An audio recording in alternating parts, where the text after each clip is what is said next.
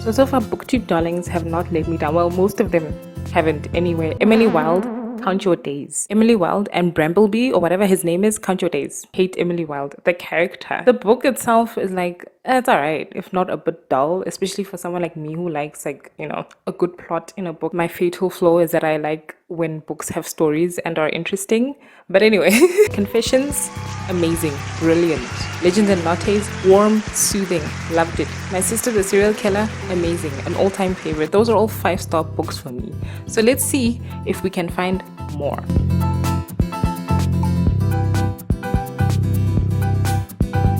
So the plan for this video is that I'm going to read, what is that Andy Weir book? Project Hail Mary. I read The Martian and I thought it was alright, but I read it like, I don't know, like 10ish years ago. I don't know, when it came out. I read it when it came out. I haven't watched the movie. Apparently the movie kind of tightens it a little bit. It's better than the book. I don't know. We'll see.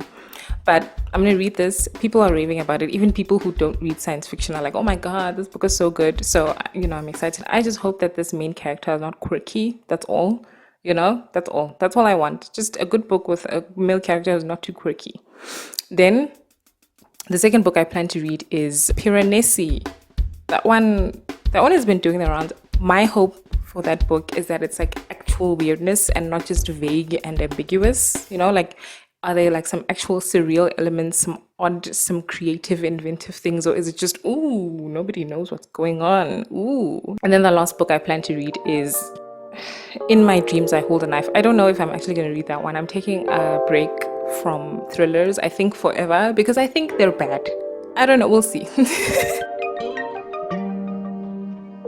Just a few pages in and I'm already like, oh my God, I hate this man. I hate him. I had to like stop and make a cup of tea and like sit outside for a little bit, you know, and just like think about, do I want to continue?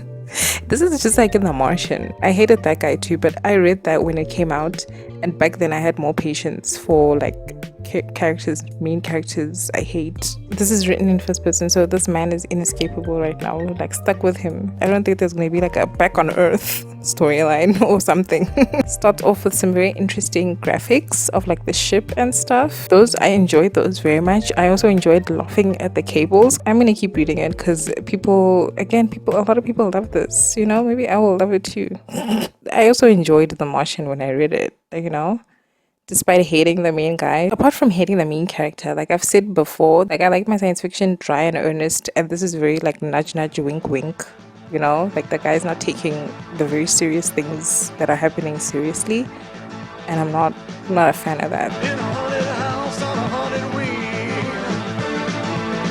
It's the biggest party you've ever seen.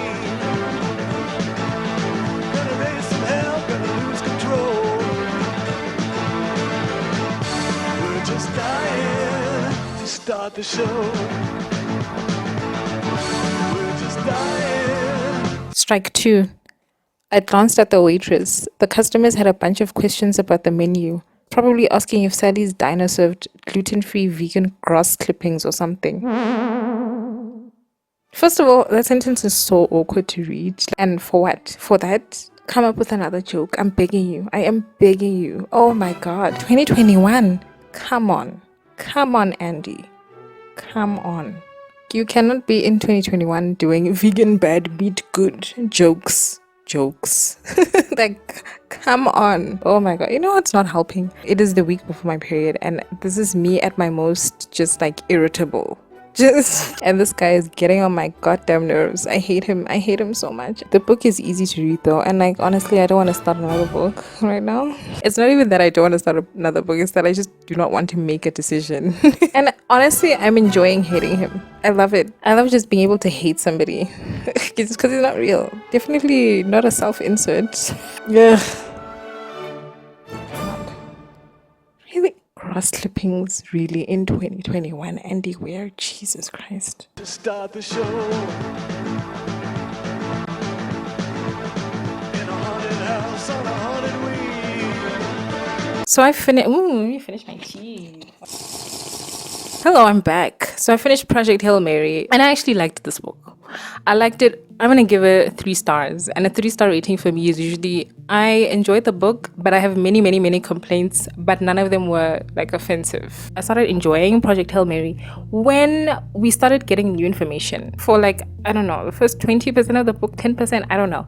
We are learning things that you can learn, infer, glean from the diagrams at the beginning of the book. Like if you want to read this book, which I would recommend that you do, it's a good book. This is a good book. Like you'll enjoy this.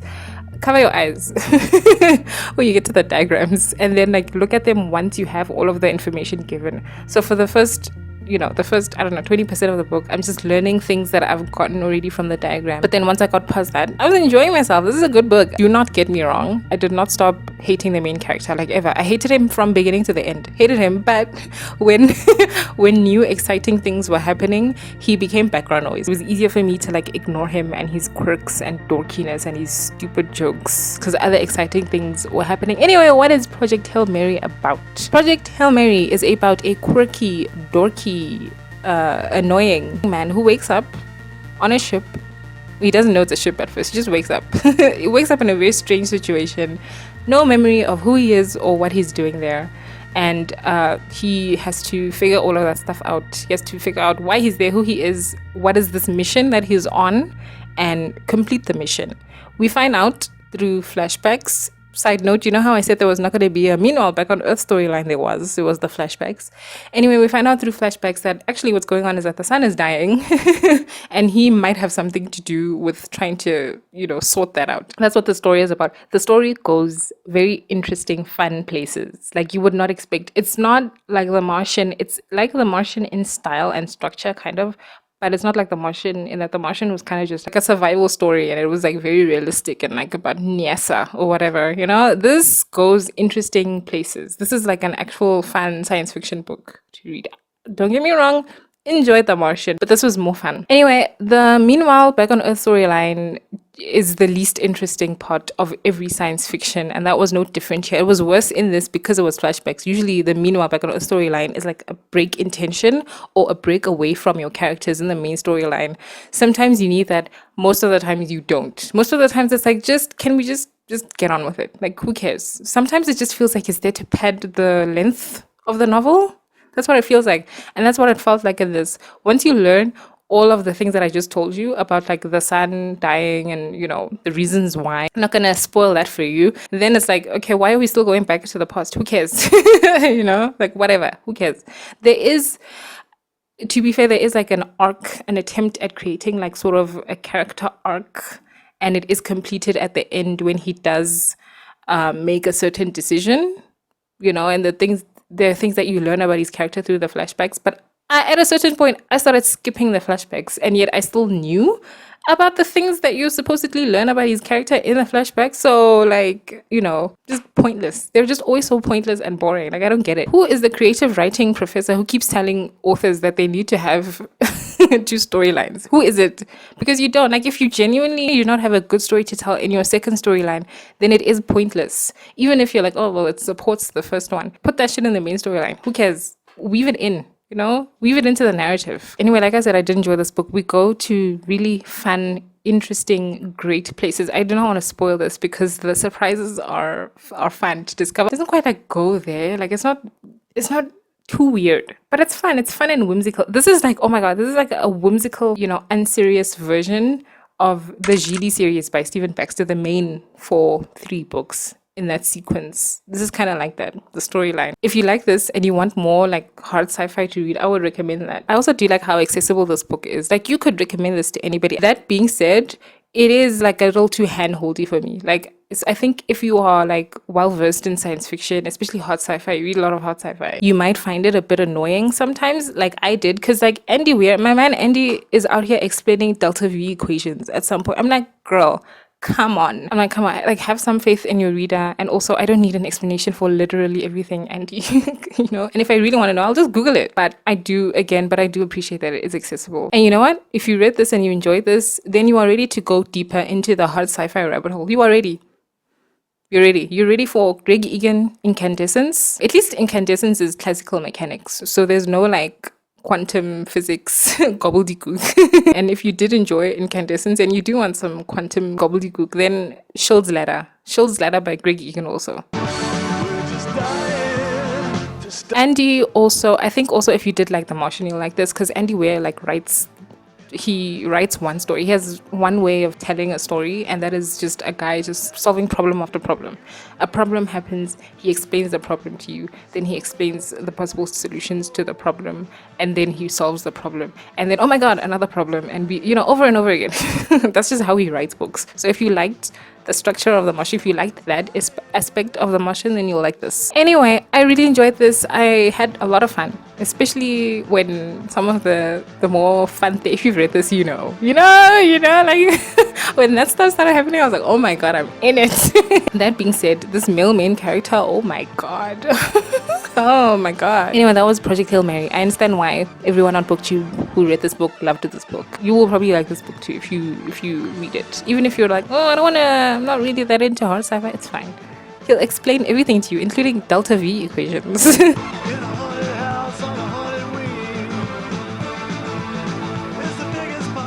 So I started and finished Piranesi. I didn't even come with like a initial thoughts or a midway, whatever, nothing. I just devoured this book. It also helps that it's not as long as Project Hail Mary, but Anyway, I love this book. At the beginning, the first third of this book, I was like, wow, 10 out of 10. Booktube has done it again. Booktube has given me yet another 5-star read.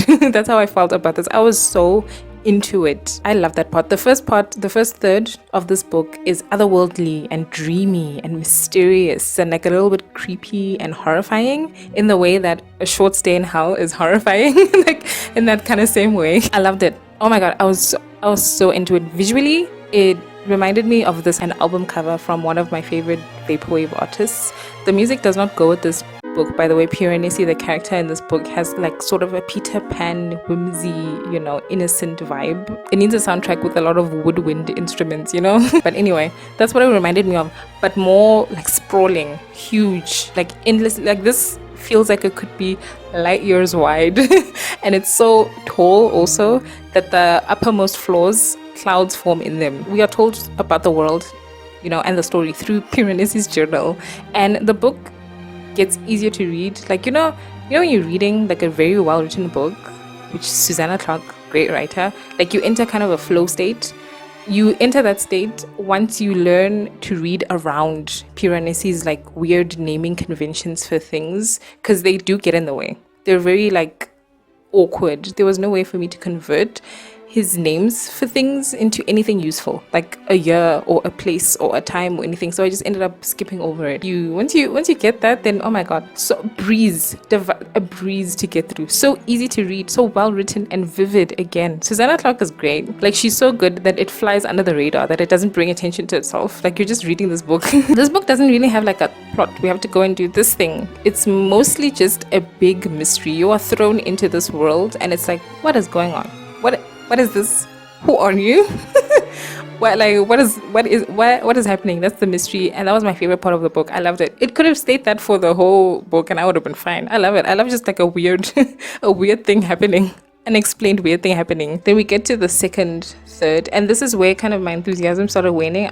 Don't get me wrong, I'm still loving it, still devouring it, still eating it up, but this is where I was like, okay, maybe not a 5-star book. And in this part of the book, the mystery starts getting uncovered. Now my issue is, and this is a personal thing, just the way that I like to read, is that the reader kind of puts things together way sooner than Piranesi does. So for a lot of this section, you are waiting for Piranesi. The clues are all given to you, they're sprinkled throughout. You get the gist of what's going on. So you are just waiting for him to catch up to you, to where you are knowledge-wise. I don't enjoy that reading experience ever.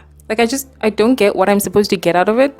And I was thinking about it and I'm thinking I think if you are a character person, if you like character-driven books, which I'm not really, then you must get something out of, the character's reaction to events. Like, oh my god, I can't wait to see how Piranesi is going to react when he finds out about this. I don't care. Like, I care about my reaction. Like, am I shocked? That's all I care about. So this part I wasn't like into it. Again, still devouring it, still a breeze to get through, still enjoying the writing. And then the final third of the book was the least interesting to me. Things have been uncovered now, and now we're in the aftermath of everything. I love this book. This is an 8 out of 10. It's a great book. I appreciate booktube, hyping this book out, because this is a book I would have otherwise never have heard of or picked up. The cover would never have caught my attention. It's giving like a retelling of something, a Greek retelling or something. I would never have picked that up ever. The cover would never caught my attention, nor with the author's name. I'm not familiar with any of her other work, like I would otherwise have never picked up this book, and I enjoyed it so much. It was great. This was a fun time, and that's booktube at its best. Just introducing you to a random book. This is a book that is like recommendable to anybody. I don't care who you are, I don't care what genre you read, I don't care what types of characters you like.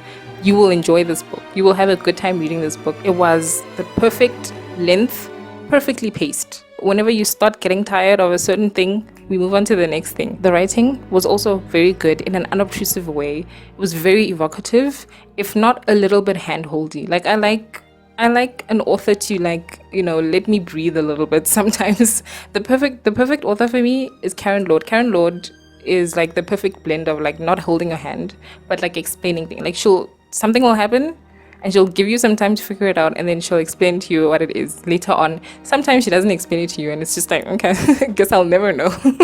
Like that's fine. Like that's okay. She's like the perfect blend of incomprehensible but like also like helping you out.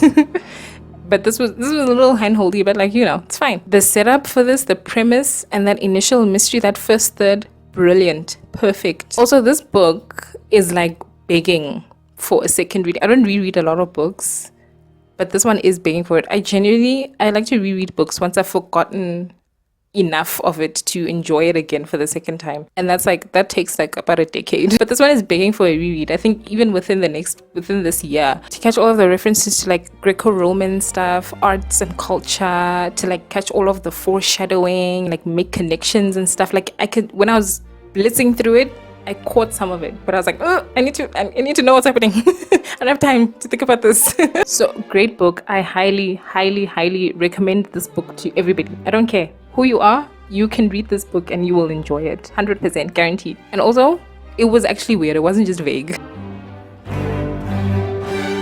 Anyway, those were the two booktube books.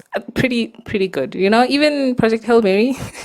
Lately, there haven't been like a lot of popular books going around that have caught my attention. I think the most popular book that I've seen going around recently that is just like aggressively not for me is Fourth Wing. What else have I seen? Some romances, the usual Emily Henry, Abby Jimenez that I'm not into. What else? There hasn't been like a book lately that's been like, yeah, this is the book that everyone's reading and loving. So, get it together, booktube. Start reading and loving a book.